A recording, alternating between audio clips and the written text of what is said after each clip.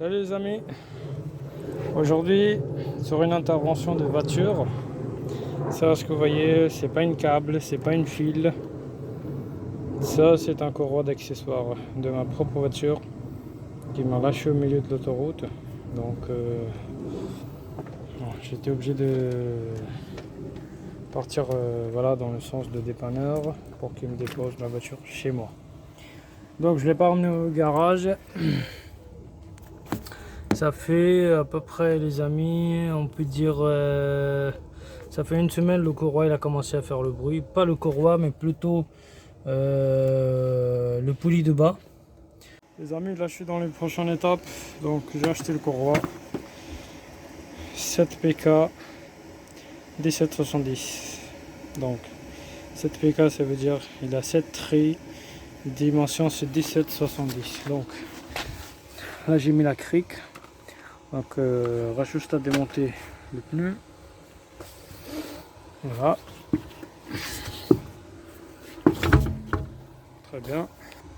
Donc les amis, par sécurité toujours mettez le pneu en bas de la voiture. Alors regardez, vous voyez l'état, ça prouve bien qu'il y avait une très grosse fuite. Donc vous voyez, il y a ça aussi à nettoyer, à rebrancher. Alors la grosse poulie elle est là, c'est la grosse poulie de moteur, quand je le démarre elle tourne. Donc les billettes de direction ils sont presque mortes. Mais bon, je les laisse pour le moment, je les change pas. Donc là ce que je vais faire, je vais essayer de démonter cette cache là et celui-là et celui-là. Bon, les deux caches. Et puis après le reste je sais que je peux pas démonter. Le reste je vais devoir accéder par le haut. Donc c'est parti les amis, étape par étape. Alors les amis, je vais voir qu'un seul côté un petit peu. Donc je vais vous montrer un petit peu le résumé. Alors, ça c'est le gros poulie de moteur. Ça c'est la poulie de clim. Et il y a un autre poulie plus haut, un peu plus haut de celui-là, c'est la poulie de direction. Donc regardez rien que les amis, l'ancien courroie, comment il est enroulé tout autour de ce truc de merde là. Putain, ça m'a bouffé rapidement quoi. Donc tout ça c'était à cause d'une fuite que j'ai sur les injecteurs. Et jusqu'à maintenant j'ai encore cette fuite là. Alors au niveau des galets, là il me paraît qu'il marche, mais il est un peu, je le vois un peu tordu là. Alors celui de là-haut, j'ai pas l'accès, mais il est coincé, il faut que... Voilà, j'arrive. Ça c'est la file qui se trouve à l'intérieur de courroie. Donc j'essaie de tirer.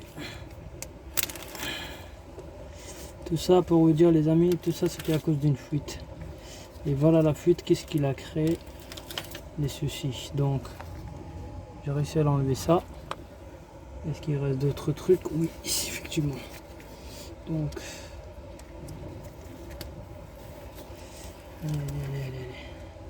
il faut que ça se déroule. Voilà, petit à petit. Ça tourne mais pas 100%. Donc il faut que j'essaie de nettoyer ça pour être sûr et tranquille qu'il n'y a rien. Et ça, cette partie de la crasse, donc je vais essayer de l'enlever un petit peu. On est parti de liquide. Voilà, avec le brake cleaner, comment on dit ça, nettoyant franc.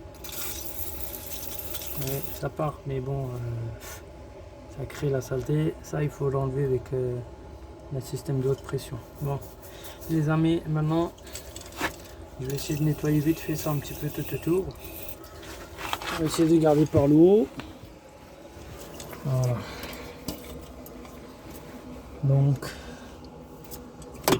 alors, les amis, ici, je me demande, je sais pas si je dois enlever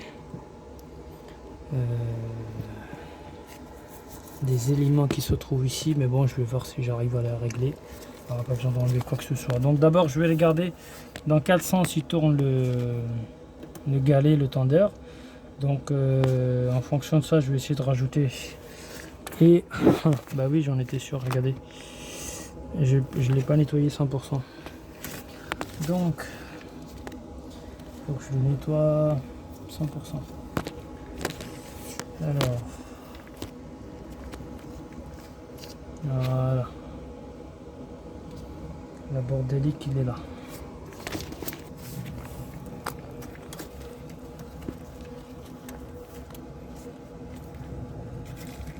Putain, il est rentré jusqu'à l'intérieur. Bon les amis, maintenant je vais essayer de glisser le courroie là-dedans. On va voir qu'est-ce que ça donne. Donc.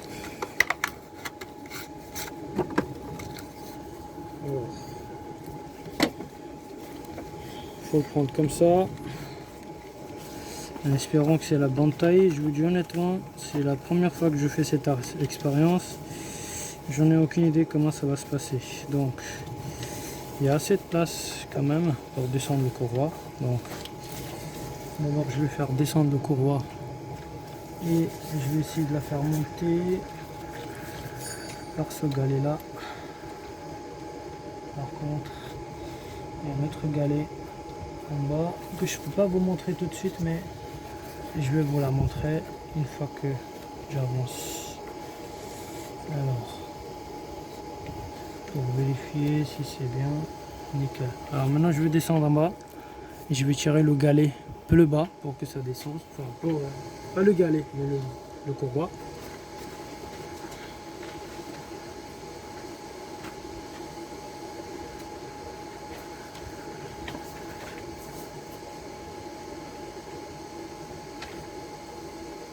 Vous voyez, là je suis branché là. Je suis branché là sur cette partie de pulley. Par contre là j'ai un tendeur et un galet fixe. Galet fixe et les colissantes. Je dis colissante, je mets la plomberie là-dedans. Oui.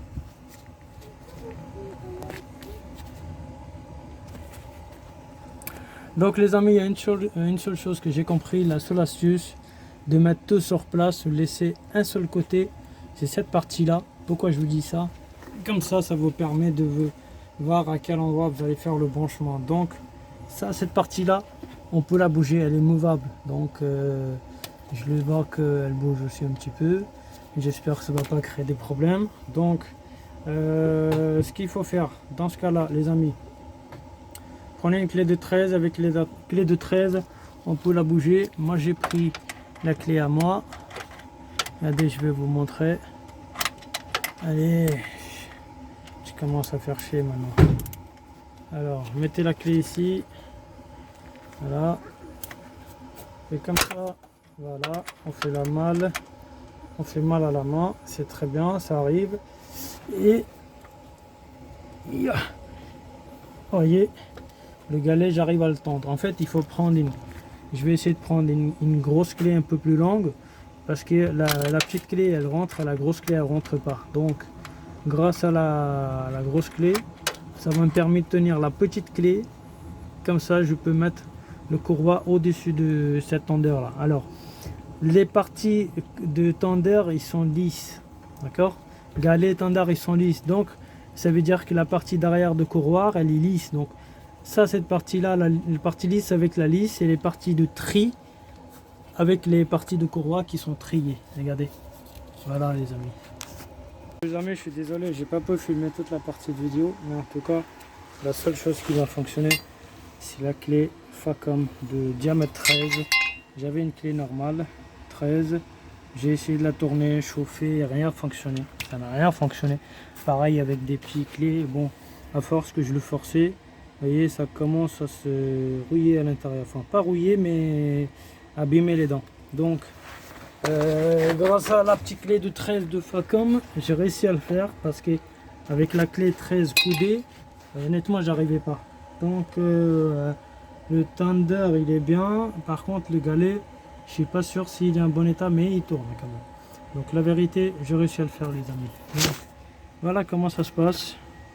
Hein, c'est un peu compliqué, mais bon, des fois on n'a pas de choix. Donc les amis, maintenant en prochaine étape je vais faire un petit essai de test avant de faire la test. Donc comme je pourrais pas faire grand chose, donc je remets tout à sa place vite fait et que je démarre, je vois comment ça se passe. Waouh, nickel les amis. Le volant il tourne tranquillement. Est-ce que la clim fonctionne?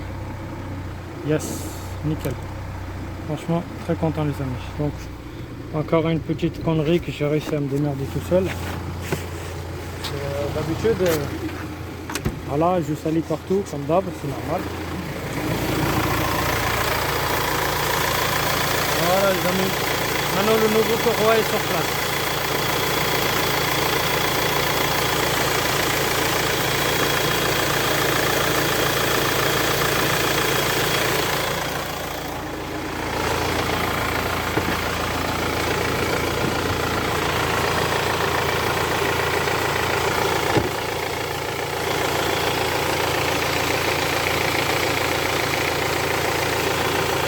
Donc il fonctionne les amis, tout est bien, tout va bien les amis. Voilà, c'est la fin du vidéo les amis.